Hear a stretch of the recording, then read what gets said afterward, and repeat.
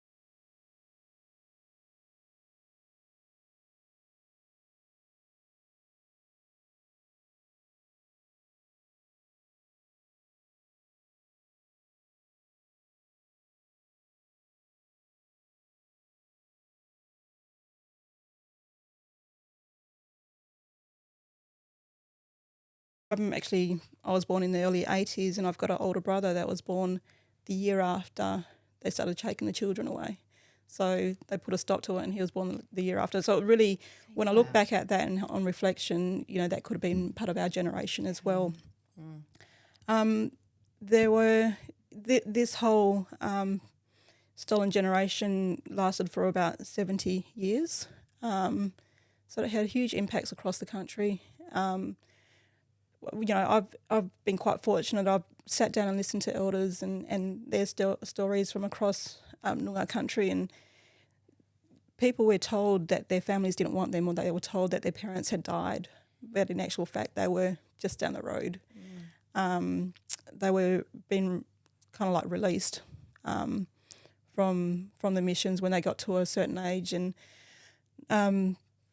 they were released into this world that they didn't know anything about because they were put into these institutions when they were babies, and then they're having to find their family, work out who they are, where they come from, find connections, and it was really hard for a lot of people.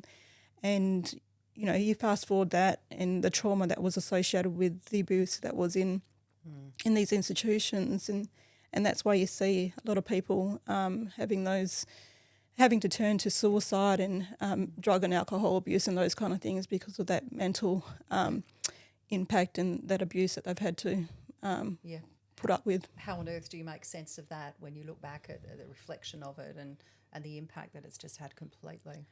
Yeah, I mean, as a mum of three, I don't even want to imagine how that would have been if we were in that situation. It's heartbreaking, even though it's not your story. You're part of that story because in my parents' case, it was my dad's story, and it explained some of the reasons why he was the way he was when we were raised, and the reason why he didn't want to return back home to that area because that association with that trauma, and he was so protective of us, and it was really protective, and why now when you reflect on his story, and Mum actually told us what happened to him after he got unwell and then passed away. So it's one of those things where had you known beforehand, then you could have tried to help with that healing, but it's too traumatic for people to share that story. And one of the other things is, the Australian government started to acknowledge the fact that the past policies not only didn't work but had this devastating effect on our people, and it shouldn't have happened in the first place. And they had a compensation scheme called redress, and to claim some compensation you actually had to tell your story. But it wasn't just the one time you had to tell it, you had to tell it numerous times. So that the assessing agencies could actually determine that this was a true story. And the process would have been so incredibly traumatic. Absolutely, yeah. Trauma on top of trauma. Yeah, and I've seen in the Bunbury area alone, where I've grown up knowing these people that were a generation older than me, and they were very happy-go-lucky people, and some of the happiest people you'd ever come across, and then this redress come up. And me not knowing their story, you could actually see the change in their personality and their emotions, and it really brought people down. It really depressed people, and it was really sad to watch. A huge impact. You talk about your father with such genuine warmth and, beautiful love. He and your mum, how did they connect? What's their story of coming together? So I think they were at a pub one time, and I'm not sure. Dad had actually come to Bunbury to visit one of his uncles, and so happened my grandparents lived down on that same street. So somehow they, young people just roaming Kerry Park. So they were able to meet. And Mum was actually married at the time. And so, back in those days, people got married quite early. And so somehow, I'm not sure if Mum had actually separated from her husband at the time, but Mum and Dad connected. And then the story was Dad actually was talking to this fella at the pub one day, and they obviously got talking, and I don't know whether they were friends at the time or not, but Dad said, "Oh, look at this is a photo of my girlfriend," and the other guy's like, "That's my wife." Oh no! Oh, really? Yeah. So, but yeah, so I'm not sure what happened in that stage. Few awkward silences. Yeah. So, so that's kind of a bit of a story that Mum and Dad would tell. I and love that. my dad tells this great story of how he caught my mum's eye, or saw her standing at a bus stop. Yep. And he's come past on his motorbike, and he kind of said to a mate of his, "Oh, I saw a good-looking chick at the bus stop. Oh, I think I might try and find out a way to meet her." Mm-hmm. So I do always love those stories of how people connect. Yeah. There's always something behind it. Yeah. So they meet, and so how many siblings did you say you've got? So I've got 3, 4, 5 siblings. Yeah. So Mum had an older son before she met Dad, and he was, I would say, maybe 7 at the time that they met. But then when Mum and Dad got together, they took on my cousin, so my mum's brother's daughter. They took her on from 6 weeks old, so they raised her as their own. And my dad also had a son from a previous relationship as well. So, and then I came along, and then my younger sister and my younger brother. Yeah, so widespread. I mean, between myself and my older brother, he's 9 years older than me, and then I'm 9 years older than the youngest brother. So there's that 18-year span from the oldest to the youngest. Joe comes from that mix. A modern family. Yeah. You know. Yeah. Yeah. Lovely. Yeah, it is nice. Yeah, Well, it's nice to when to have people. It's nice to have a mix of brothers and sisters too, and actually be the middle child. Yeah, you Yeah, I'm the middle child, so Gosh. they say the middle child is sometimes the worst child, but I think we turn out the best, I reckon, in the end. Yeah, I'm with you. I'm a middle child. Yep. Yeah, go us. Go middle the kids. youngest. Oh, I'm a bit of everything. Yeah. I was the first child, and then I was the middle child.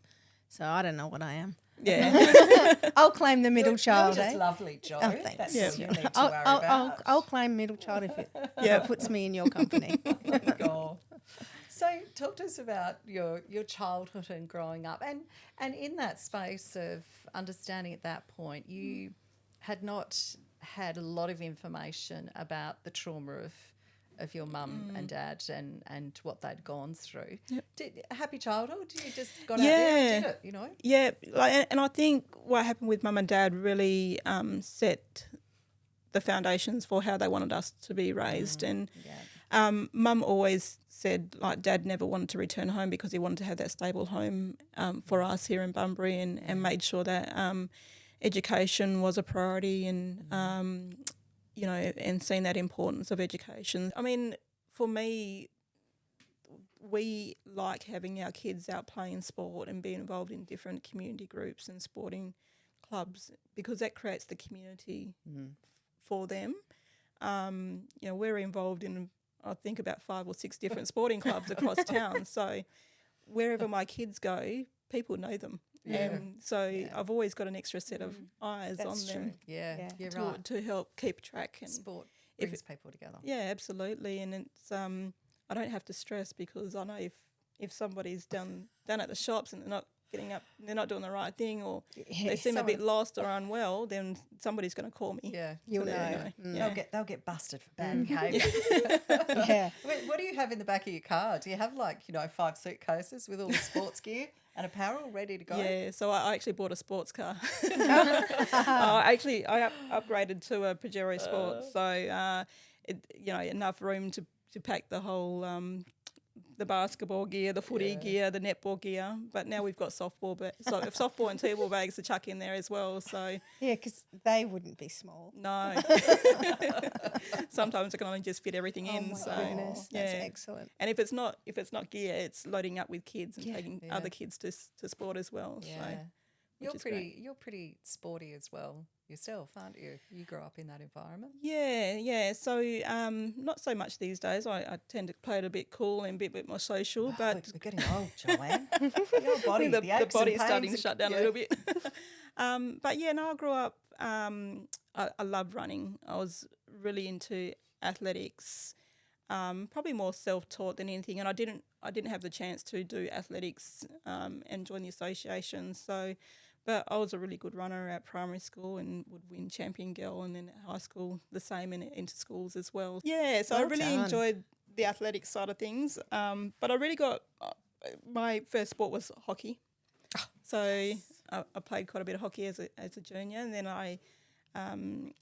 then somebody poached me to go and play for the school netball team. So I was involved in netball, and that took me away from hockey a bit. And I kind of excelled at netball to a degree. So I ended up playing state league with the South West Jets and winning a couple of premierships there with them. That shows talent. Clearly, you were talented. Yeah, I actually loved it. But I love basketball as well. So I was always, it was between netball and I think the thing for me is I couldn't commit to one sport because I love all sports. And I also played softball at that time as well. So it wasn't just one thing. I see a lot of people now committing to just one sport 12 months of the year and getting burnt out, and young kids with injuries. And I think if I did that, it would take me away from being involved in other sports that I love as well. And there's the cost factor as well sometimes of the whole sport too, isn't it? It's not cheap. No. And I was quite fortunate at when I was growing up that I had great coaches that if mum and dad couldn't afford fees at that time, they would actually support me and help pay for fees or even do the pickup. Well, considering you're playing every sport Mm-hmm. under the sun. That's probably a good explanation. And everyone probably wanted you on their team. Yeah. Comes lucky Joanne. I love that. Yeah, but even like seeing the rise of sports fees from when my oldest started playing sports to now, like I looked at registration fees the other day. Hockey for seniors, $500. Wow. Really? Yep. Juniors for hockey, about $250, and it really is club dependent. But you know, the same as with basketball and netball, and it's just I couldn't. And I would love my kid to be playing like all sports at the same time, but I couldn't justify paying X amount of dollars for netball, for example, last year for my child to be playing outdoors in the rain during winter. Yeah, okay. And I would pay less fees to play indoor on a Friday night or on the weekend. Oh, well, that doesn't quite make sense, does it? No. So I'm like, if I'm going to pay amount of fees, she can just go and play hockey and get wet, you know, for a lesser amount of money. yeah. And you don't have to stand out there in the rain No. as the parent. Sid did that. Sid played netball out in the rain. Oh, it was so fun though. It's fun when you're young, and then you get a little more aware and you're older, you're going, that's not so much fun. You'd be playing and you'd get hot, and then you're like, oh yeah. it would start raining. You're like, finally, we can cool down. Yeah. Yeah, goodness me. Let's get back to another story of how you met your husband. He won't mind us talking about that, will he? Footy clubs, they got a lot to Football answer clubs. I love this. Yeah.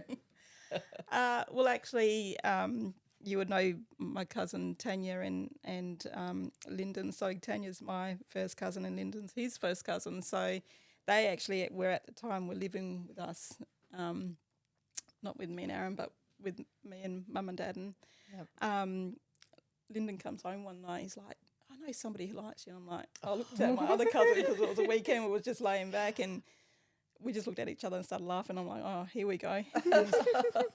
Then he kept on talking. I was like, oh, okay. I didn't even know who he was talking about. But anyways, so good. I was at that age where I was the driver. So I'll drive them to footy and they'll have a few drinks after and I'll be the designated driver home. So, yeah, end up meeting at footy, really. Nice.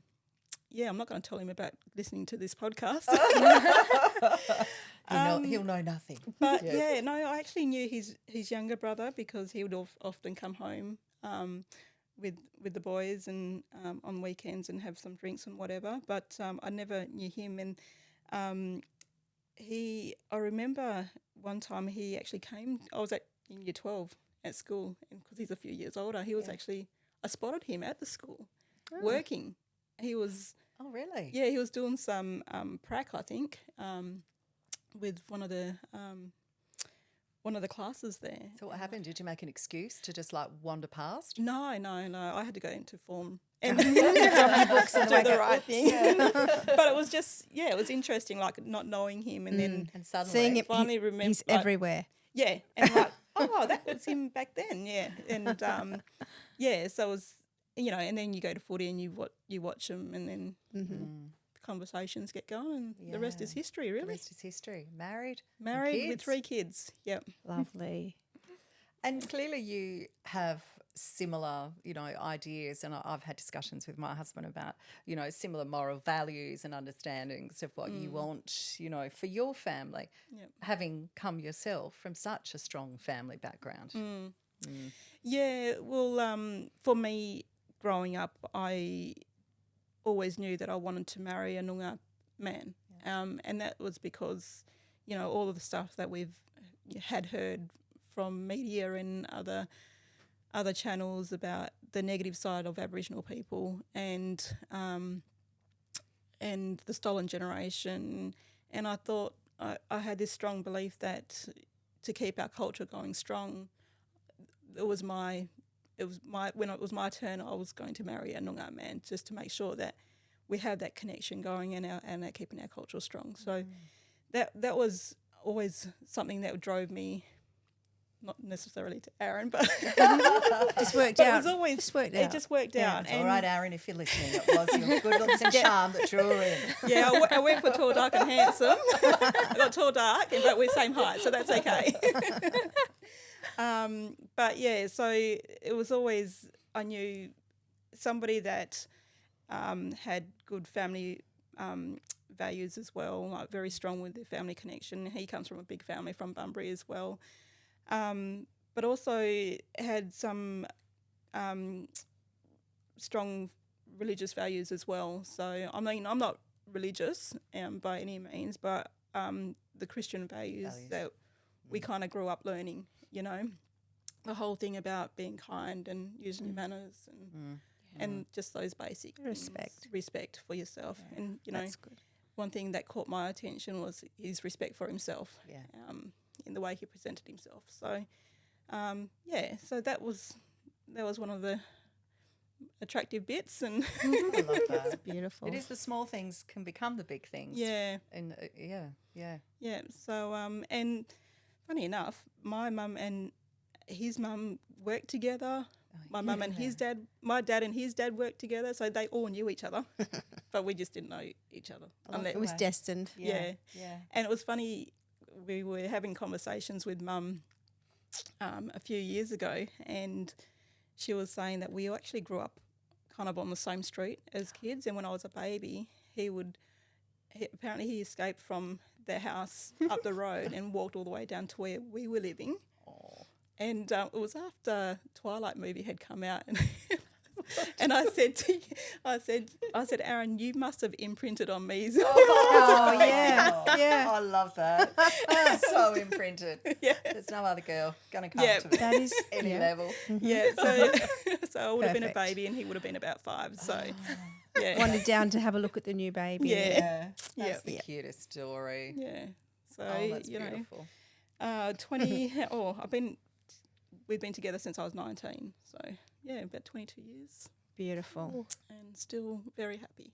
So your mum and dad thought much of Aaron?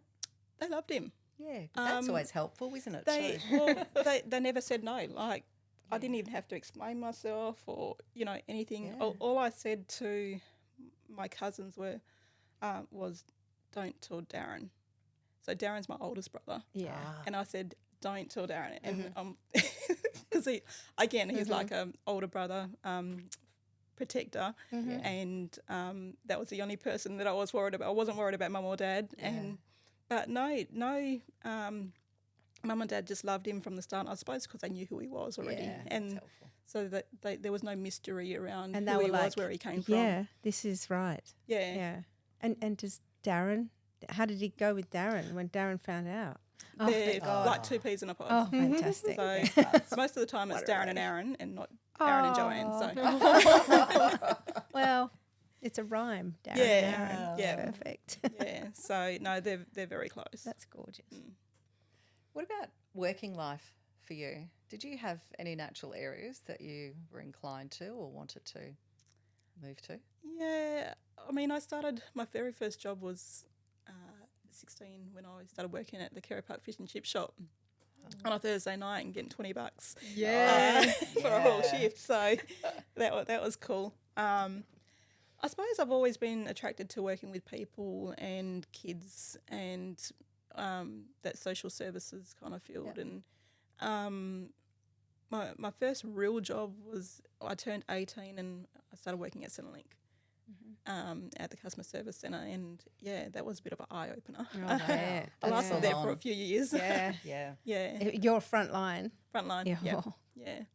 But being the person I was and the family I was, I'd grown up with, I kind of knew a lot of people anyways, and so I've never really had any shame factor, and happy to have conversations and. Yeah, so that was fine. I enjoyed that, and then I had my oldest Gemma, and then I kind of thought, well, I wanted to go into uni, so started there, and I started looking at education, and I thought, oh no, I couldn't deal with children. I love kids. I love kids, and I love being a coach and doing all that outside stuff, but I don't think I could be in the classroom. So I continued to work in different places, and then went back and I thought, oh, maybe I'll give nursing a go because I like to help people. And whenever there's incidences and blood or whatever, people are in need of help, I don't shy away from that. So you're a cool cucumber. Yeah. So I kind of attract myself to those types of dangers without any thought of any consequences. So so I thought I'd go into nursing, and I'd done a full first year, and that was great. But then at the end of that year, my first cousin was really close to us. It was actually murdered around that time. Joanne. So that kind of, the reality of being a nurse and being in a hospital setting and seeing people well and help them recover, but then also seeing the other side of things where you'd see people from tragic circumstances and trauma coming through, and I don't think I could have handled that on a continuous basis. No. And within 6 months, my mum's two older brothers passed away as well.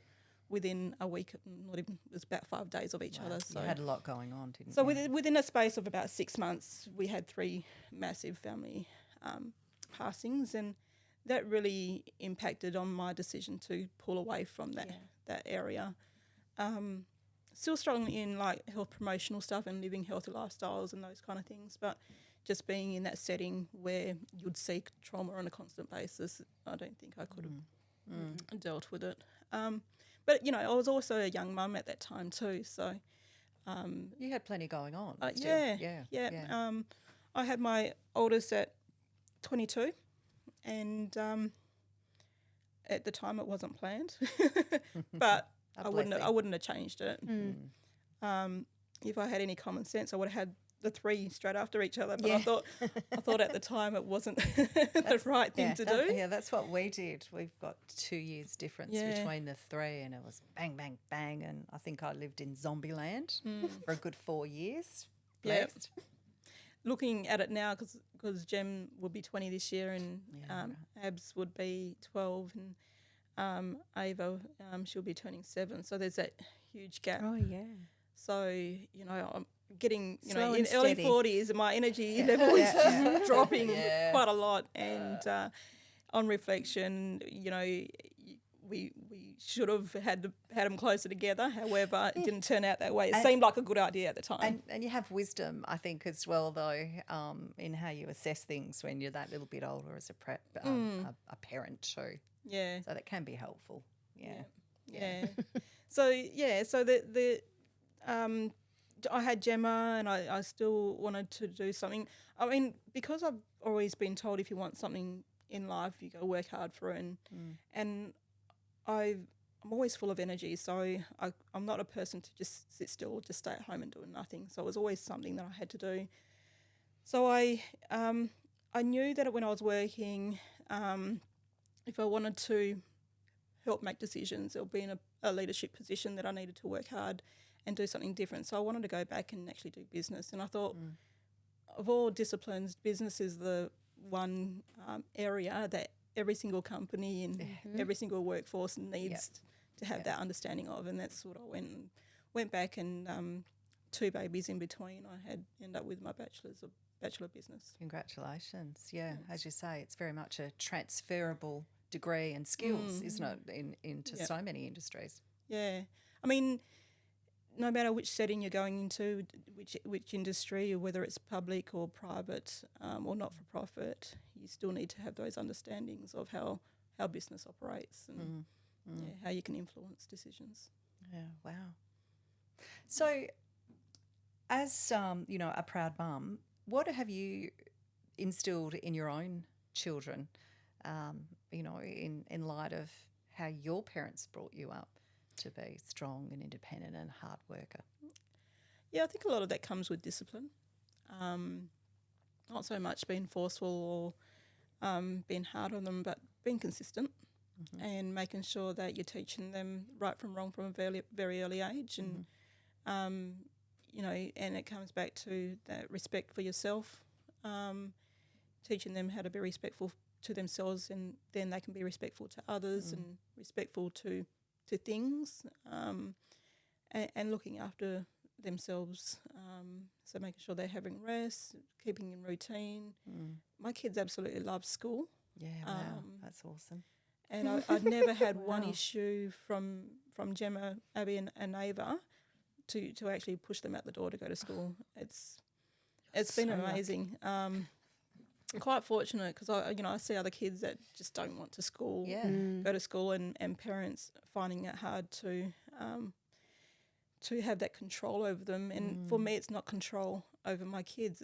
It's that discipline that we gave them from the very start to have that routine and have that stability and knowing what they should and shouldn't be doing. Are they all academic? Yeah. So Jem finished high school 2 years ago. She graduated and she won. She was the top achiever for I think 3 or 4 of her subjects out of her year group. So so she done really well, and she's she's starting uni this week. She's going into communications and media. Things. Communications is big. Love it. Yeah, and a very changing environment as well. There's so many opportunities in all that. Good on her. Yeah, so I said to her when she told me that, I'm like, are you for real? Because when she was growing up, she was like, I want to be a marine biologist or I want to be a physio or something. And I'm like, well, I wouldn't mind you being a physio because then you can fix me and Dad when we need to be fixed.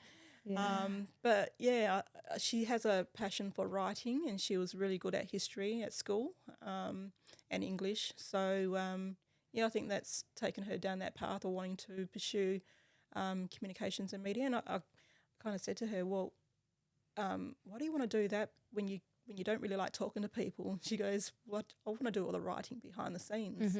Yeah. I said, well, great. You can be our producer, and we can create something, and it can be Mum's talk show or whatever. Yeah, she's like, no, Mum. Well, you are a pretty good talker, Joanne. Just saying. I think that's why she doesn't talk much, because I've done all the talking. Oh, that is so good. Great. Exciting opportunities. Great future ahead. Yeah. Can I ask a tough question? How have your girls gone, and you as well, in coming up in facing any sort of racist comments or situations? And I'm talking both on a personal level, but also out and about, shopping or with departments. Like, has it been something that has had an impact, or have you pretty much been able to brush that off? Yeah. I think because we have such a wide community network that with all the clubs that we're involved in, but also work, we know a lot of people in our community, and so we don't really face that as much as others would be. But you know, we still get I get the occasions where I can go into the shop and security guard will follow me. You know, Yeah. And I kind of think It's to still myself, well, happening.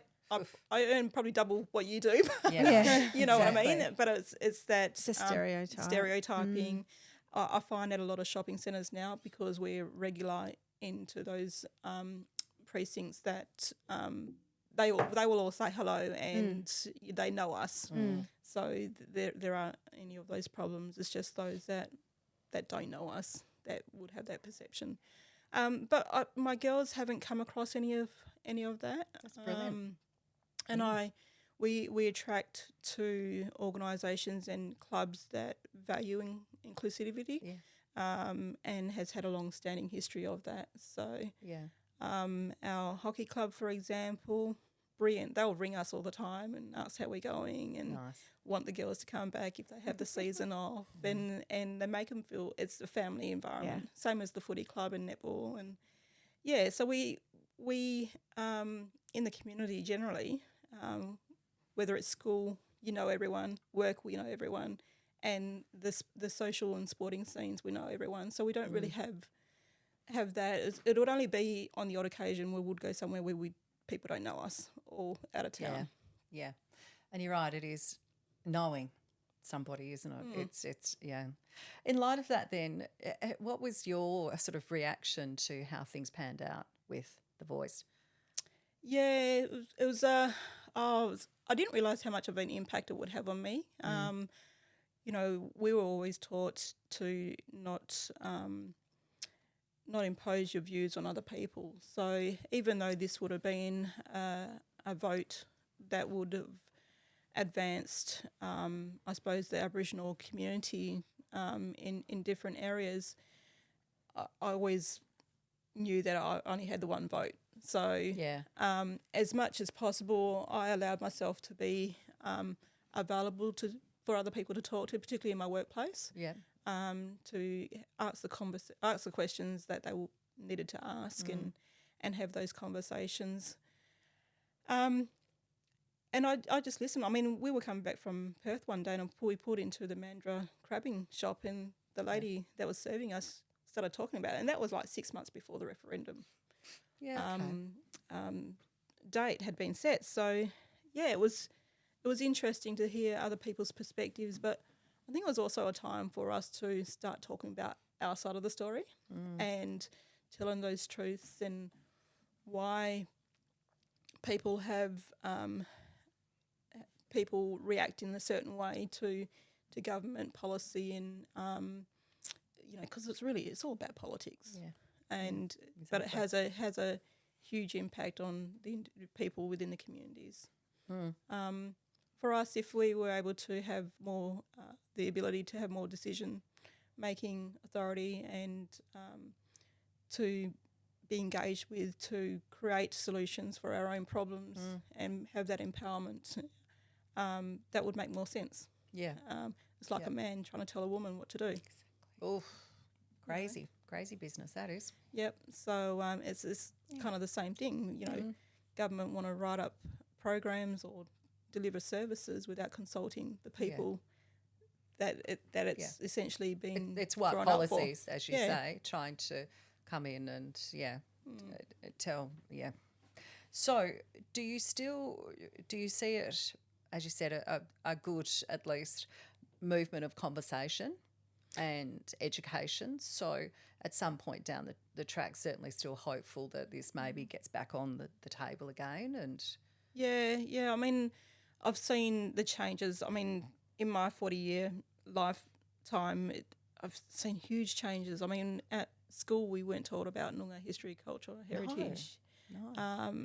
Same at high school, and then even in my 20s, you didn't really hear about it, and you'd only hear certain things about policy being changed, or the discussions around stolen generation and the native title land rights and those kind of things. But it seemed to be all a one-sided story. And over the last 10 years in particular, you've seen the narrative change to having that inclusive voice to talk about Aboriginal people and history and heritage, and making sure that all those things that happened back in the past aren't staying in the past, because that's what's impacting on our people today. And Exactly. we need to be the voice of that. And I've found it really, since both my parents have passed over the last couple of years, and for me it's been able to tell their story because they're no longer here. And when I look back on their eulogies and some of the photos that they have and reflect on their stories, they're important stories. Yeah, They're stories that can't be let go, because that's impacted on them for their whole life. It's now impacted on my generation, and it will have to some degrees impact on my kids. And you know, it's the ability to now speak out about those things, whereas before we weren't allowed to do that, or felt ashamed about it, or people didn't want to know about it. So I found it quite confronting. But I had this conversation, I think it was yesterday, with somebody else about in my workplace, we now have Aboriginal participation targets, and people wanting to know about history and heritage and the Noongar people. And I kind of thought to myself, why? Why? And it was my role to actually deliver that education to them. And I'm thinking to myself, why do I need to do this now? And I couldn't get my head past it, because over the previous 30 years, we never had the opportunity to, and people didn't want to know. Yeah. So What's the narrative's changed? now changing, and people do want to know. Yeah. And I'm still trying to get my head around that. Because it is such a significant part of our history, and the stories have not been told. Yeah. And you're right, people are beginning to, I think, wrap their head around the fact that, this needs to be out, this needs to be spoken. Yeah, and as much as I feel like, yes, we need to, I still find it a bit, for me, there's an uncertainty as to, yes, I can educate and tell the stories, but I'm still unsure why they want to hear it. Like, I want to know their motive. Yeah. You know what I mean? Like, yeah. Is it just because they're curious because this is their home too? Or is it something else? You know, Yeah. Why? Or is it been because government's now pushing it And making them. and it's now becoming convenience for them, they having to tick boxes, or you know, is it because they really genuinely want to know? Okay. Yeah, a bit like the welcome to country. Are people saying that to tick a box? Or are they actually saying it because they genuinely want to hear a welcome to country and acknowledge where we are? Yeah. Yeah. And the meaning behind that as well. So for Aboriginal people, if we're going into different parts of country, different areas that we're not aware of or we don't have any connection to, we want to make sure that we're in a safe place. And we always know that we have those spirits, the ancestors, and those spirits are there. And we want to be protected. And that's why we would always go to elders within the community and say, look, we're here, we're visiting, we're meaning well, we need to make sure, we need to be welcomed here so that the spirits of the land and our ancestors know that we're here, and we want to be looked after. Yeah. And people don't understand that.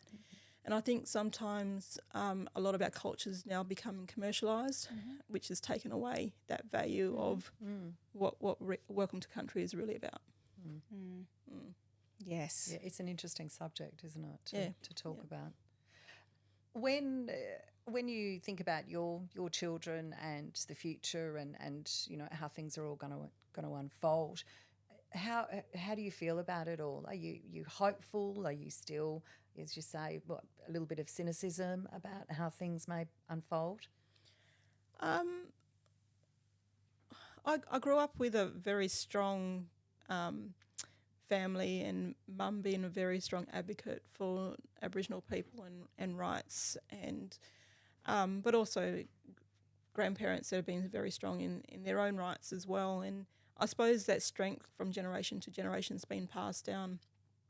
But also the fact that we know that education and knowledge is power, and that's why, Mum and Dad knew, if they wanted to make a difference, and not be subjected to these negative behaviours of other people, that education had to be a priority. And so we've done that within our family as well, with myself and Aaron, and we hope that our kids will get to a point where they have that strong cultural knowledge, but also that fundamental knowledge to get them through community and corporate life and whatever career path they go down. So for us, it's setting them up for the real world. But I think a lot of things have changed from when we were kids. They have a lot more opportunities.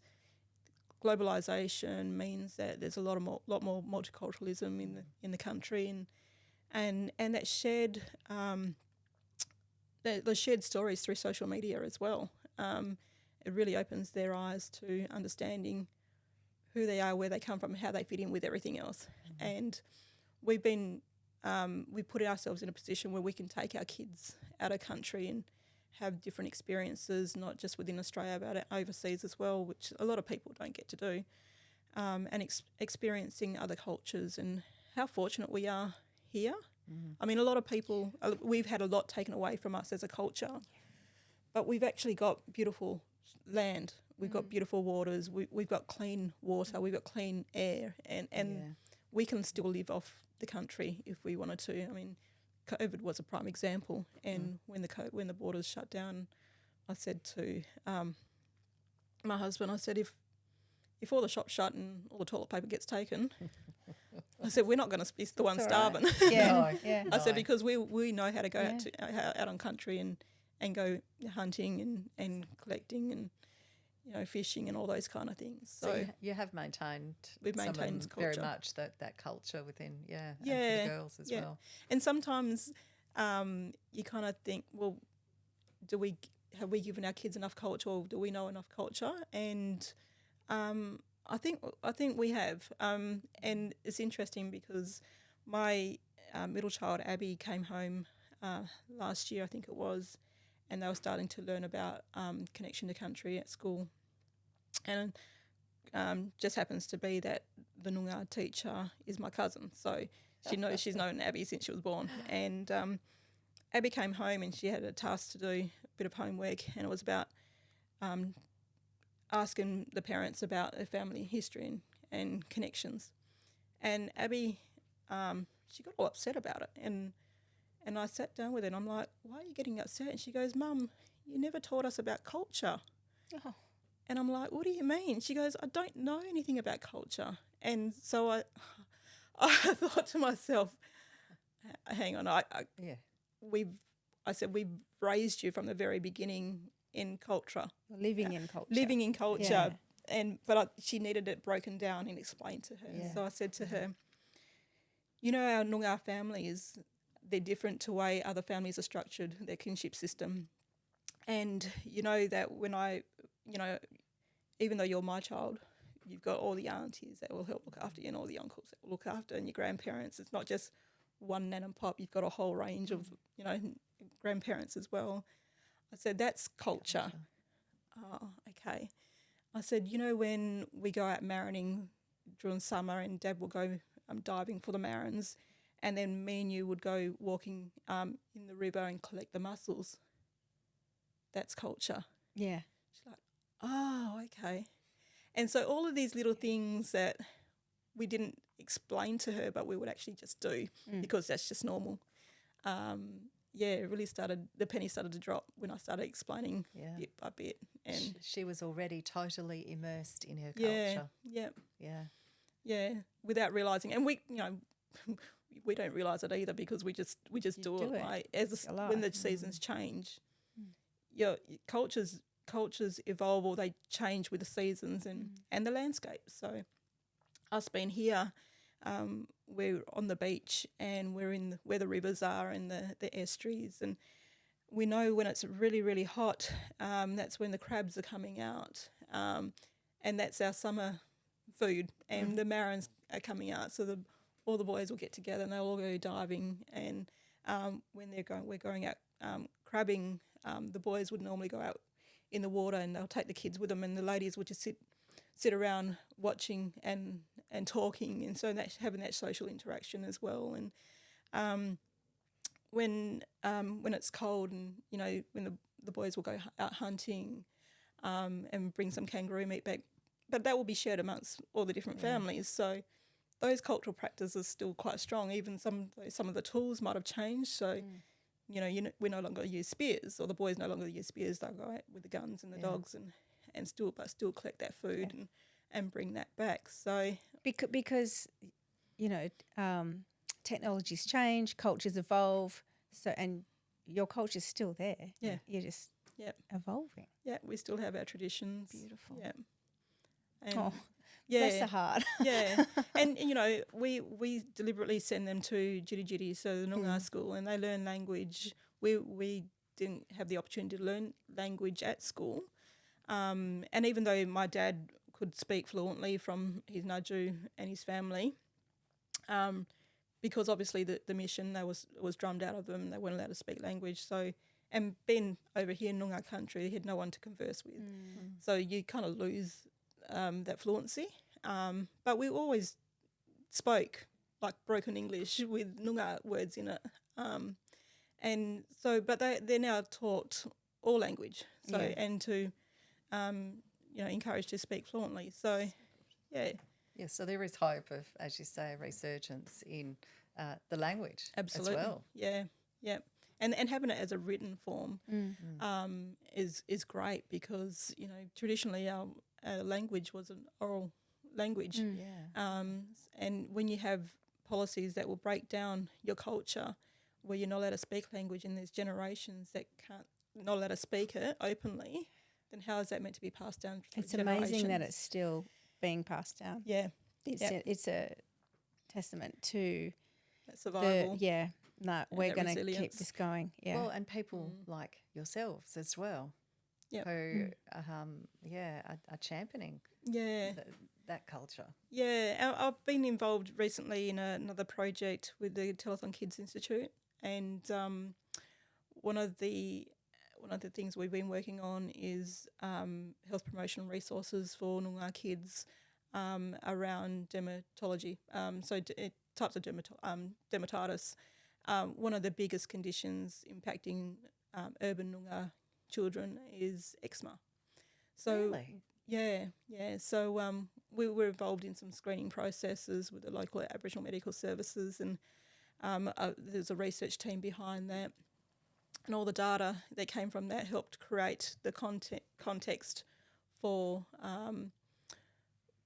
the information needed to put into these resources. So we developed a children's storybook, and we actually launched it last week at the Dolphin Discovery Centre. It's called Carl Tackles Eczema. So Carl, K-A-A-L, Noongar is fire, but it just also referenced a boy's name, Carl. So. So in that storybook, it rhymes a lot, but it also has a lot of Noongar words in there as well. So those kind of resources provide a promotional material, but also an education and material about learning language as well. So it's great. Yeah. We launched it with the school, and the kids love it. Fantastic. Yeah. God, it's fantastic. It's so great hearing you talk about all this. I feel like I'm getting an education as well. We do always ask our guests if they have a particular quote or words that they think every female should hear in their life. One of the things that I've always taken on my journey through life is to never be nasty to anyone, and to always show kindness, because you never know, one day you might need that in return. And if you're nasty to one person, and you happen to be in a situation where they're the only person available to help you, it might not turn out the way you want it to. So always be kind, be generous, give when you can, and just be good to one another. Yeah. That's Yeah, nice. that is nice. It's isn't so it? much easier than the opposite. Oh, God, yeah. Oh, my Lord. So simple. Thank you so Yeah. much, Joanne. And as I say, it's just been wonderful, hasn't it? Yeah. It's really, I could keep Interesting. talking. Well, this is the thing. I could keep listening, rather.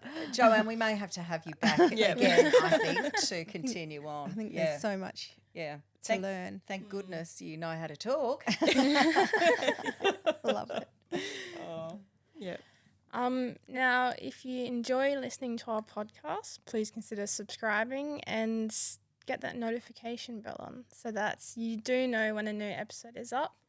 And we would also like to state that if any of the topics during this discussion has any effect on you, we will have links below if you want to check them out or if you just want to learn more on a subject. And always remember, Every day.